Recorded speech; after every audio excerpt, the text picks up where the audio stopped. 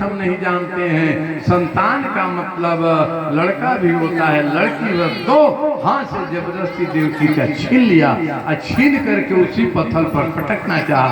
हाथ से छलक कर लाडली लाल आसमान में चल गई। देखते देखते 8 भुजाएं उसकी हो गई और कहेगा तू मुझे क्या मारेगा, आएगा तू मुझे क्या मारेगा, तुझे मारने वाला धरातल पर आ गया है। चली गई।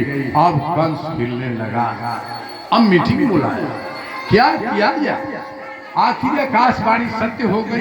कहा कि मारने वाला आ गया है। तो कौन मारने वाला आया है? मीटिंग बुलाया। मीटिंग में चर्चा हो गई है, निर्णय कोई फाइनल नहीं हो रहा है। तो कंस मामा को मथुरा में निर्णय होने दो। अभी हम कनखल क्षेत्र में, जहाँ सुखदेव जी महाराज सुखकाल में कथा कर रहे हैं, अब परीक्षित की बात को संपाद को थोड़ा सुन लें।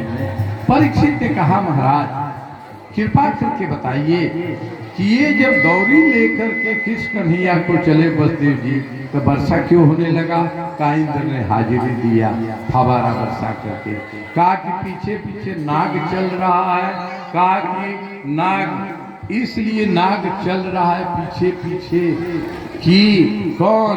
7वें गर्भ से जो भैया लखनलाल नाग के रूप में आए हैं, वही नाग के रूप में कहा बड़े भले मैं बड़ा भैया बना हूँ, लेकिन बड़ा भैया इसलिए बना हूँ कि मैं भैया की सेवा करूंगा। ये बरसात कहीं भीग जाए तो मेरे रहने का क्या मतलब? इसलिए पूरा फन काट कर पीछे पीछे चल रहे हैं। पुनः पूछते हैं राजन परीक्षित कि महाराज ये बताइए ये जमुना जी में इतना बड़ा भयंकर बाढ़ क्यों आ गया? का इसके कई कारण हैं। एक कारण है कि जमुना जी सूर्य पुत्री हैं। जमुना जी कौन है? सूर्य पुत्री है।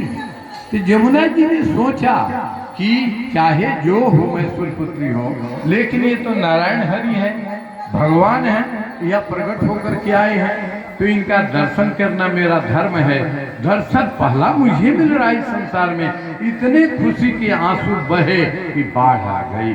तीसरा कारण कहते हैं कि जमुना ने सोचा हो सकता है कृष्ण बाल लीला कर रहे हैं, शायद मेरे सामने वो दिखे ही नहीं कभी, इसलिए अपना भयंकर रूप प्रकट कर दिया। इस बहाने तो मेरे तरफ देखेंगे कृपा दृष्टि से। पांचवा कारण कहते हैं कि सोचा यमुना ने